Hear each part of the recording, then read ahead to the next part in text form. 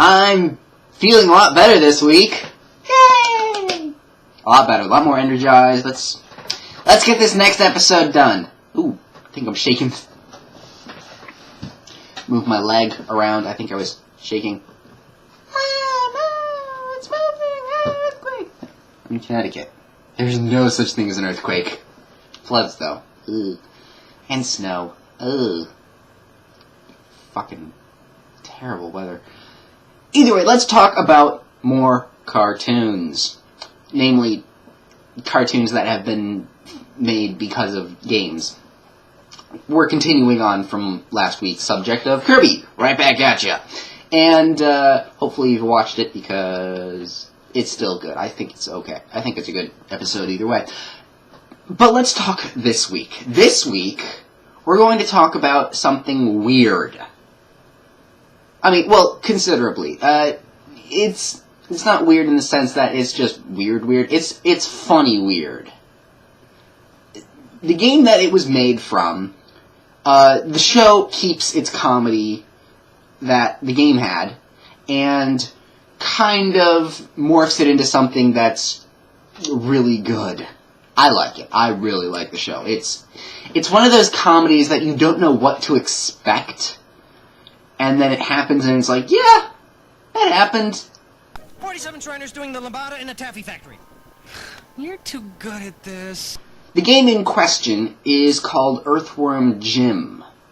Yes, that wonderful worm in a super suit, followed with his phaser, eat dirt, if you would, and always saying, Groovy! Thank you, Jim. The main point of the show is basically just being weird, I think, at least. The show... The plots of the show just go from random to random. One of the shows is looking for an egg beater he borrowed from his neighbor. Come, Mrs. Bleveridge, we shall journey across the peril-packed universe, boldly facing the flesh-rending dangers which await us to retrieve your precious egg beater. And so, Jim rockets across the stars on a mission of universe-shattering importance, the quest for the priceless egg beater. The other one is about snow globes. Behold, snow globes, tiny worlds trapped in glass. It defies all logic. Such a thing cannot be, I tell you. It cannot be! Right. I bet if we really understood snow globes, we'd know the great secret of the universe! Finding a hairy tuna. That's right, a fish that has hair on it. It's like 10 times the size of a house. But maybe the size, not 10 times the size of a house. About the size of a house. I summon the cordless screwdriver of Elysium. A lot of weird shit happens in this show. And I have to say, there's a really good reason for why it's one of my favorite cartoons. I mean, it's not one of those top 5 things like Kirby was, but it's definitely a favorite of mine. Now, to understand the show, you do have to know a bit about Earthworm Jim. Mostly about why characters do what they do. Because Peter Puppy is Jim's sidekick in this, and he has a lot of screen time. Counterpart to the games, where there's one level in the first game, and maybe a couple appearances in the second game. I'm not quite sure about the third game. I still have to play that, actually. I really want to play that. I'm not sure about the third game, though. But he makes appearances a lot. He's like the main character. He's another one of those main characters that really is good. But you're going to have to understand why he does this. So scared. Going to... No! Bad time! Let's try next door. Grab some of that haggis for later.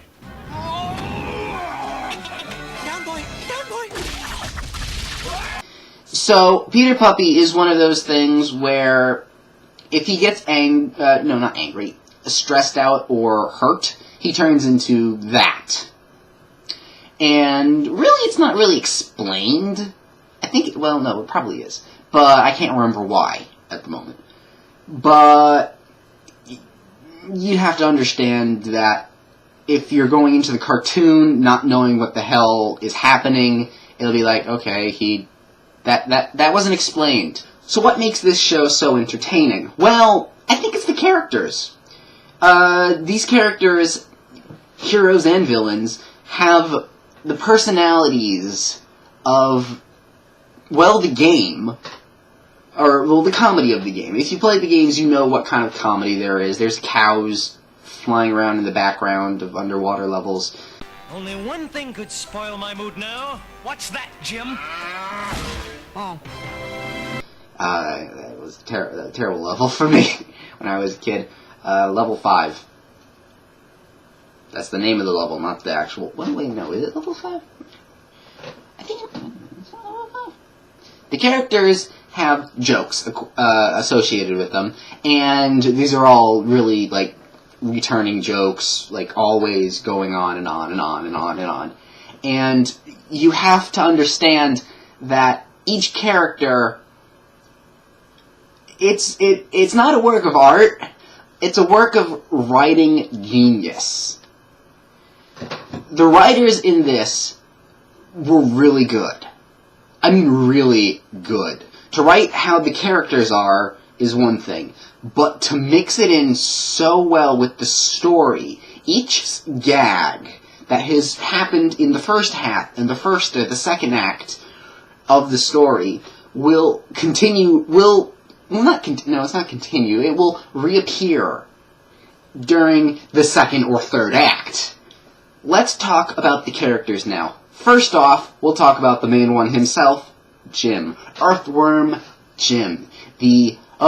Super suit did fall and crushing that earthworm, but turning him into a super-powered, super-suited worm. It's weird. Yeah. But Earthworm Jim is weird. See? Fudgelicious. Brain freeze!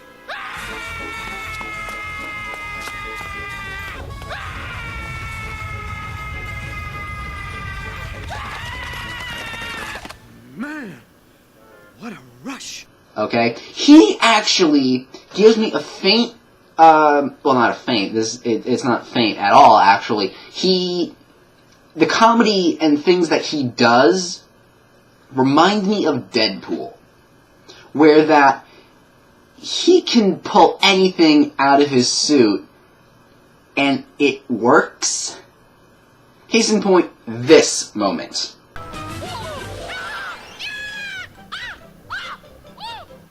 We're here in the kitchen of Mrs. Squid to prove that the ordinary fishwife can't tell our time bomb from this much more expensive Brand X time bomb. Well, Mrs. Squid? An excellent choice, Mrs. Squid. Where, on the fact, though, I'm not much of a Deadpool know-how. I don't know much, but I know that he breaks the fourth wall at times, and he has these weird shticks where it does things and stuff. It's more relevant to the Deadpool game that came out recently. It actually has that kind of comedy. If you liked that game or that Deadpool, you will love Earthworm Jim. Other characters there include, of course, Peter Puppy, which has been talked about earlier, and of course is actually the straight character in this, the comedy straight character in that sense, where he does have these moments. How do I feel? Well, perhaps this little puppet play I've written will explain. I am Earthworm Jim. Woe is me, for I am wrongfully imprisoned. I am Peter. Sad and unhappy am I without Jim. Boo-hoo! Boo-hoo! My life is without purpose. Emptiness wells up in my tortured soul. I'm going to...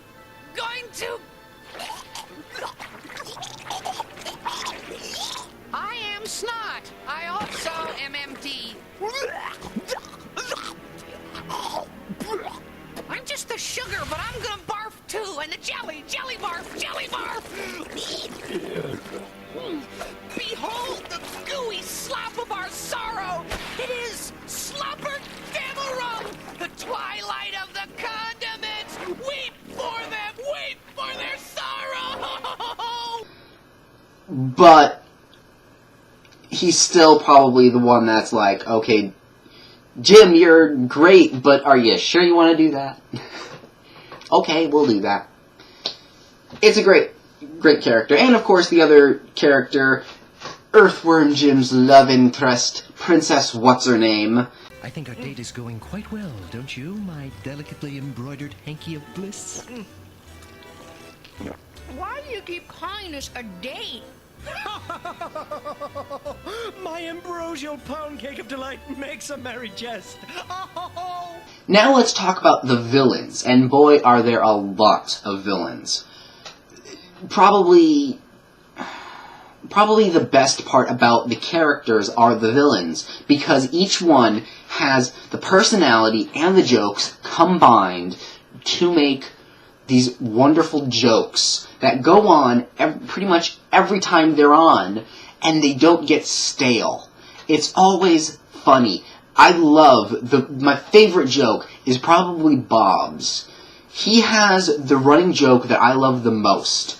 Whenever he talks or mentions his planet, Planet de Agua, a little chime goes in, and it's always funny, because in Planet de Agua, yes, I'm doing this on purpose, he is the superfish. He's the evil fish that rises above all the other fish and wants to destroy!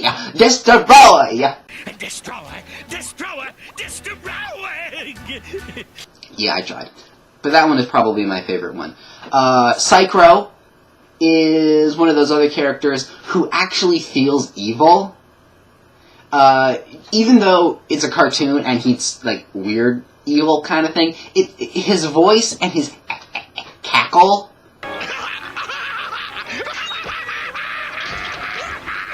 makes it seem like he's eviler than he's supposed to be. Then we have Professor Monkey for a head, or Monkey Professor for a head, if you want to be on the animal side of things. He argues with his monkey. No, I was not making eyes at that gorilla. And that's probably one of the funniest things, because in the games, you only saw him, you fought him once or twice, and they didn't have that back and forth thing. In the show, they do. I think there's one episode, one of the side story, no, not side story, I want to say mini joke. Because in every single episode, or at least I think in every single episode, there's like an intermission point where there's like, hey, this happens. Lifestyles of a rich and villainous. Tonight, we profile Professor Monkey for a head, inventor of such try-chic evil devices as the awesome Sparktronic Proto-Blunktifier, the terrible Atomic Banana,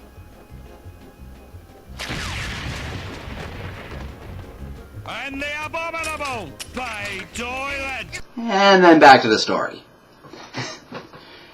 But the jokes between the monkey and the professor are pretty great. Like I said, one of the mini jokes in the show is that he went to a group therapy session. Professor Monkey for a head, I'd like you to meet the other members of the group. Senator Warthog for a head, Dr. Elephant for a head, and of course, Cab Driver Oyster for a head. Yeah.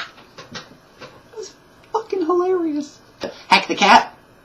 Hack the Cat. His joke is actually minorly less funny than the other jokes, because every time he, fails at something, he says, A minor setback. and for the first couple times, that's funny, but then that one actually gets a little repetitive and a little stale.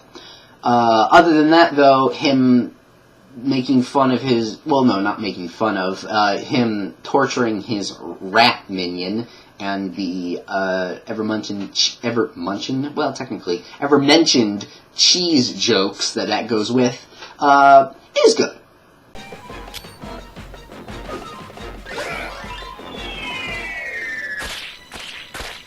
All right! Mushy French cheese! That is some bad cheese. And of course, we cannot forget the major overarching villain, the sister, I believe, to Princess What's-Her-Name, Queen Sweaty, Pulsating, Bloated, Festering, Slug for a Butt? Narrator, was that right? To Queen Pulsating, Bloated, Festering, Sweaty, Pus-Filled, Malformed, Slug for a Butt. I hope I did get that right. No, actually, I have it not written down. I hope I got that right. But yes, we have that one. That one is probably, like, the evil. It's supposed to be evil, but there are funny moments. There's one episode where there was an I Love Lucy spoof. It's a fantastic episode. And you have to see it. It's really good. So, yeah. The show's weird, but in a good way weird. And you have to give it credit to the writers for making everything so cohesive and so weird at the same time, and then taking it all the way through each season. Note, though, that there were only 2 seasons, a total of 23 episodes, so it's very easy to knock them out, because they're each half an hour long, and if you want to watch it, go watch it. I think there's a complete DVD set somewhere. I really want that complete DVD set. I want it, because I want the quality. I want the quality, and side notes on the DVDs, and if it's on VHS... Well, no, it wouldn't be on VHS. It wouldn't be on VHS, would it? Either way, go watch the show. It is an amazing show. Now, to bring on to the next point... next week's show. Again, I'm going to hint at it. What? I have it planned. Let's see, we have Games for TVs. Do I want to do... Yep. I know what I'm doing next. We're going back in time for this one. It's actually not that far back in time. To be fair, it's only about 20 years for us, but maybe about 100 for the television world, or the show's world, at least. Believe me, this is why I created the show here, Channel Surfing. The show in question is probably one of the greatest cult classics ever. It is probably the definition of a cult classic, in my opinion. You can keep your Fireflies, you can keep your Buffy the Vampire Slayer or Angel, although those are great shows nonetheless, and Buffy and Angel will get their own show someday.